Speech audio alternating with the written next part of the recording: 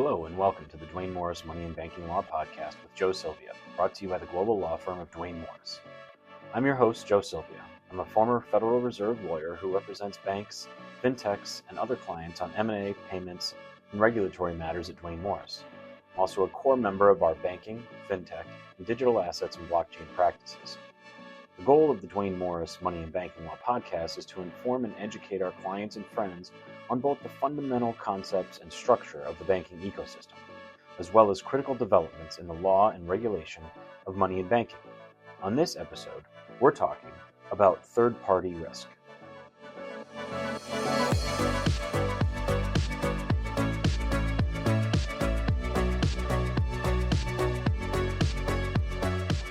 So we're talking about third-party risk and third-party risk management, especially because I was recently out in Palm Springs, California with a partner of mine, Brian Pandya, who's out of our DC office. Great guy, great litigator focused on really data security, cybersecurity types of issues.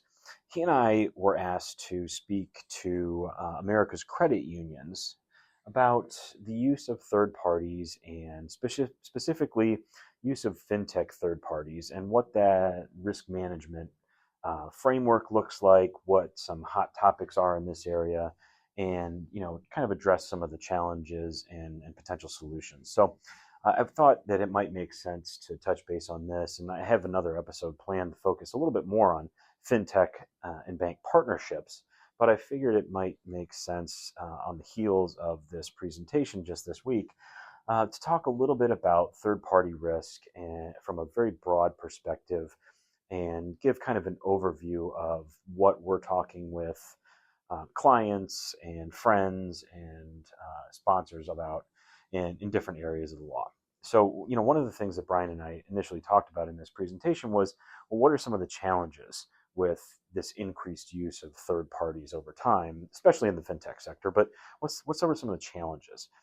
And my perspective there, and fortunately it's been supported in conversations I've had with other folks since this presentation, is that the challenges really start at the planning stage for a bank, credit union, or other traditional financial institution, right? The planning stage is sometimes the hardest to get through, just like when you're drafting an article or a memo or what have you. Sometimes the first couple of sentences are the hardest to get out, but then it starts flowing from there. The planning process and the planning phase is really, to me, broken down into getting attention from senior management, from certain business units that are looking to engage with particular types of technology acquisition, fintech partner, or other kind of third-party partner, to provide some critical service or material service to the institution, whether it's something along the lines of a technology to support customer acquisition, some technology to support compliance or reviewing customer complaints. There's been a lot of discussion lately about artificial intelligence and how the use of AI in things like bank compliance could enhance some of the ability for the compliance folks at traditional financial institutions to do their job, to detect fraud, to detect money laundering, and so forth. So there's a lot of different use cases that we're seeing for third parties. And in fact, there are many institutions that very heavily rely on their third-party relationships to be able to essentially operate as they do in the current structure. In addition to the planning phase and really learning within the institution what the thought process may be about a potential technology acquisition or partnership, is you got to work with the business folks and you have to work with the compliance and legal folks. And certainly speaking to the group this week, the America's Credit Unions group, it was actually their attorneys conference. And so speaking to a group of legal and compliance professionals who all obviously felt a certain way about wanting to be involved in conversations early on, because what we've found is that working with as many fintechs and banks and credit unions that we do, the conversation necessarily has to have some element initially about compliance and the considerations that are part of how institutions are able to enhance and grow and provide additional products, services, and the like to their customers, members, and what have you, but you have to do it in compliance with all applicable law. And all applicable law is a lot of different juicy topics. We talk a lot about AML. We talk a lot about privacy, data security, especially in this day and age when we're talking about technology being able to access certain data or scrape certain data, use data of customers, of members for particular reasons. That necessarily requires a conversation with folks in the compliance department to appreciate where some of the hurdles, challenges, and so forth may be as we're examining whether or not a potential relationship makes sense. This kind of bleeds into a challenge related to the focus and the cost and benefit, right? So it's hard to necessarily determine what the costs and benefits of a particular relationship may be, but it's something that has to be on the radar early on so that while you're talking with the internal people or with external counsel, external auditors, external compliance consultants, or so forth, that is part of the conversation around what is the cost and then what is the benefit, what's the perceived benefit, because that question is also going to come up when you have questions coming from your regulatory agencies, whether it's the federal or the state level. So those are a couple of the challenges that we examined in our talk. Brian was great to address a lot of the challenges related to data security, data privacy, and really his perspective as a litigator, and I'm going to get him on the podcast soon, I hope, but his perspective as a litigator is a little bit different than mine as more of the front end corporate and regulatory side of things, because he's looking at some of the contracts that I'm negotiating and drafting, and he's suggesting options and changes to some provisions in many cases related to things like the confidentiality provisions, the data security provisions, and even up to the dispute resolution procedures, and understanding how that does or doesn't impact something on the back end, even though we're dealing with it in the hopes that the relationship never turns into any amount of litigation. So, we talked about the challenges. We talked about the baseline regulatory expectations. There's a lot of helpful guidance out there from the federal banking agencies, from the NCUA, from FinCEN, a bunch of other parties that have come out with guidance on third-party risk, utilization of third parties, especially technology service providers. The FFIEC has put out a lot of good information on this, a lot of good intel. So went through that, and then we started talking about kind of the process that we typically suggest for clients, right? And that starts usually with looking at policies and procedures and risk assessments. So policies and procedures, you want to have those in place, and that's basically the baseline starting point is what do we have as our broad-based policies and procedures around using third parties. What are the limitations? What are the expectations? What does the due diligence process look like?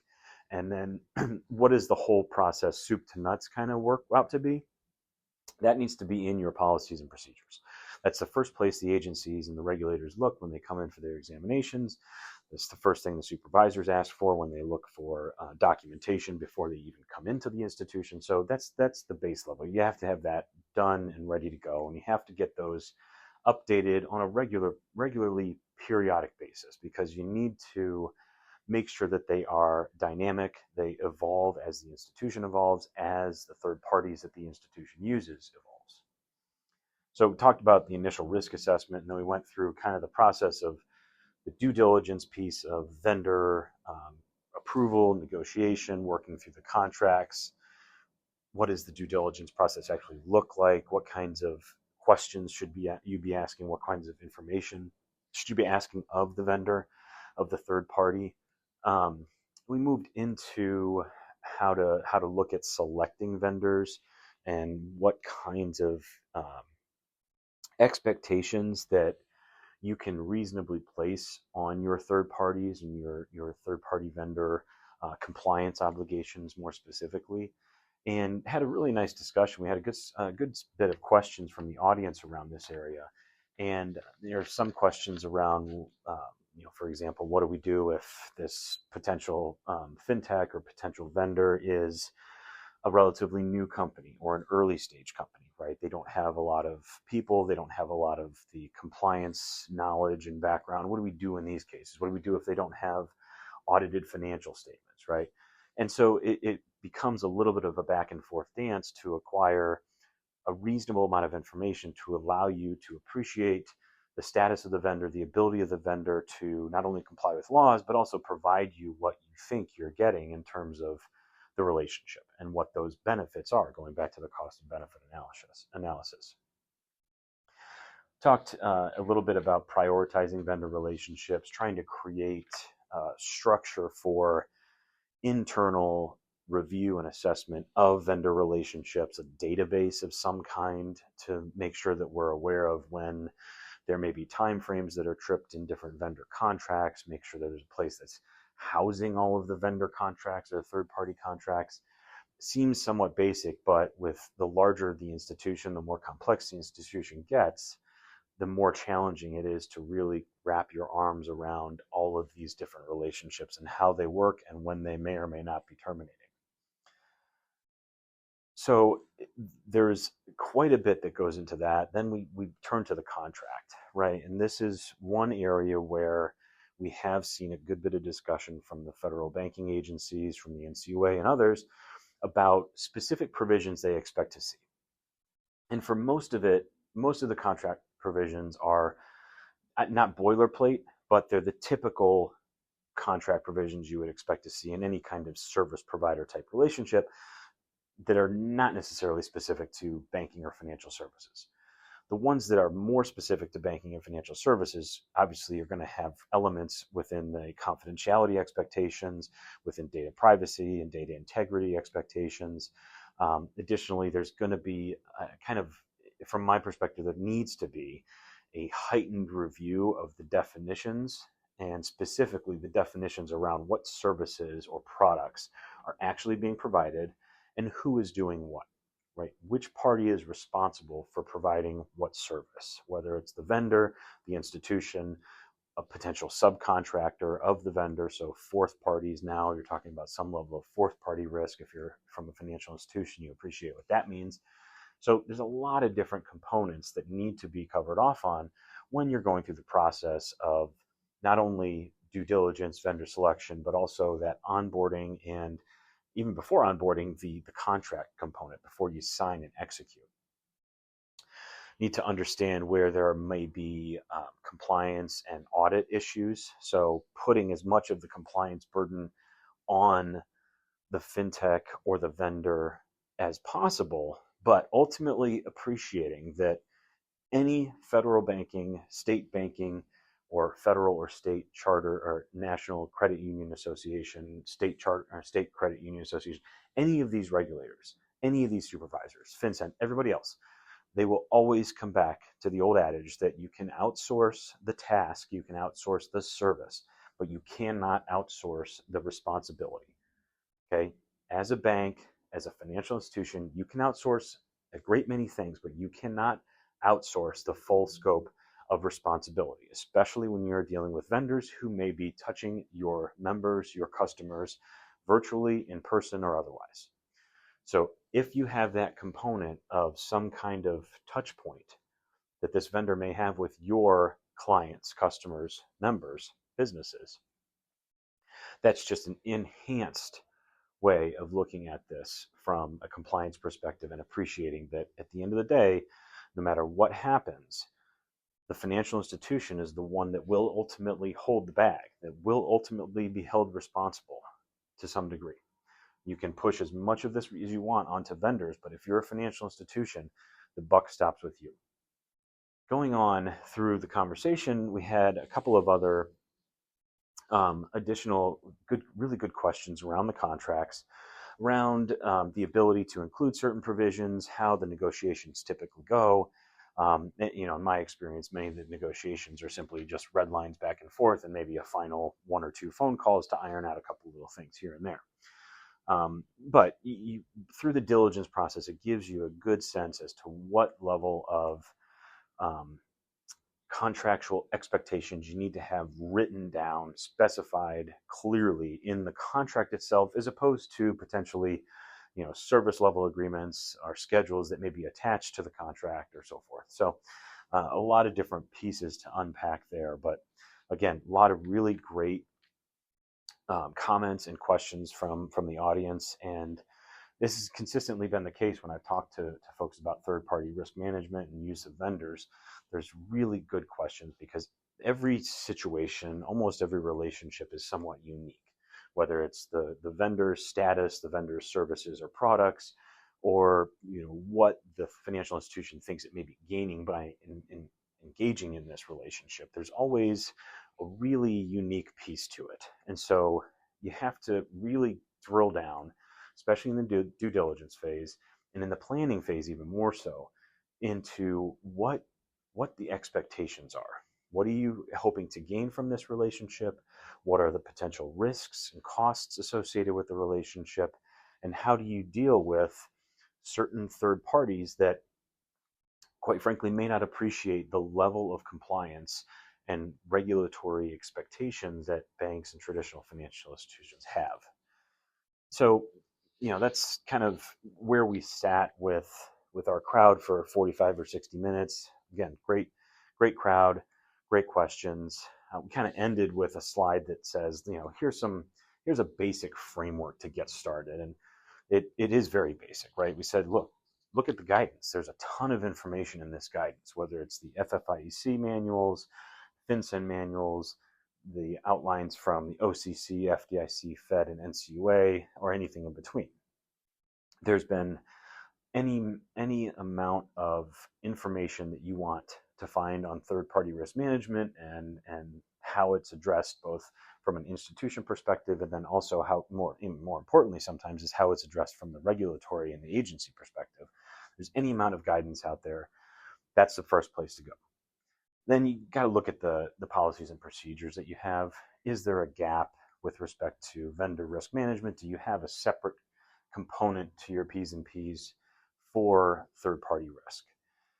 Update, review, develop a really robust due diligence process, whether that includes questionnaires, expectations around receiving financial information, consumer complaint information, whatever it might be, right? Develop that really robust diligence process.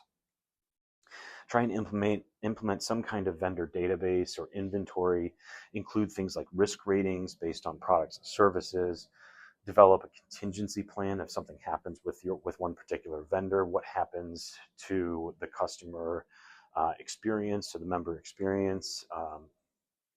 What happens to the compliance if you're talking about acquiring some kind of compliance software specific to this area?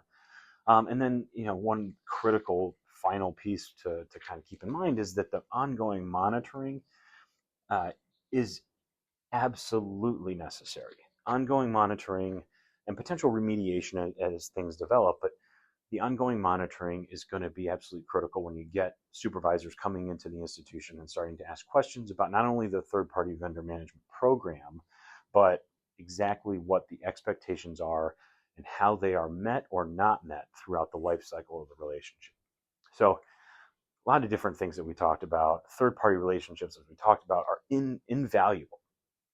Okay, many banks and traditional financial institutions could not provide the services that they do without the use of third parties. In fact, many banks actually use quite a large number of third parties, whether they think they are or not. They actually use more third parties than they might otherwise think in order to provide the technology, compliance, services, products, and so forth for their members, clients, and customers. The use of third parties is important because it really can help support critical agendas and strategic plans of financial institutions in a way that it is more cost effective and potentially more beneficial from a revenue and growth perspective than it would be to try and organically grow or expand a certain area within the institution. So at the end of the day, a lot of opportunity, certainly a lot of risk, but a lot of opportunity in the utilization of third-party relationships. So, we thought it was really important to kind of outline for the attorneys at the conference and for the compliance folks at the conference. It, seemed to be well received. The folks there were great. Just big thank you to them for having us out. Big thank you to Brian Pandya in our DC office for inviting me to be part of the panel with him. We had a great time, but that's kind of what I wanted to review a little bit of today, because it just seems to creep up every time I'm looking at a potential client or a potential matter that ties into either fintech, third-party risk, financial institutions, expansion, all these different areas. It always comes back to some level of vendors and how you manage the vendors and how you deal with contracts and the full scope of the relationship. So that's all I've got today. Relatively short episode, but if you have any questions, you know where to find me. Please reach out. My email is jsilvia@dwaynemorris.com. You can also reach out to your other favorite Dwayne Morris lawyers here, whether it's in the Chicago office where I'm located, or DC where Brian Pandya is, or any of other law firm offices would be great. Be sure to like and subscribe wherever you get your podcasts. I appreciate you guys listening in, and stay tuned for new episodes coming soon. Episodes around specifically fintech bank partnerships and how the development of those has become even more critical over time, specifically in certain pockets like lending and payments. So we'll talk about that.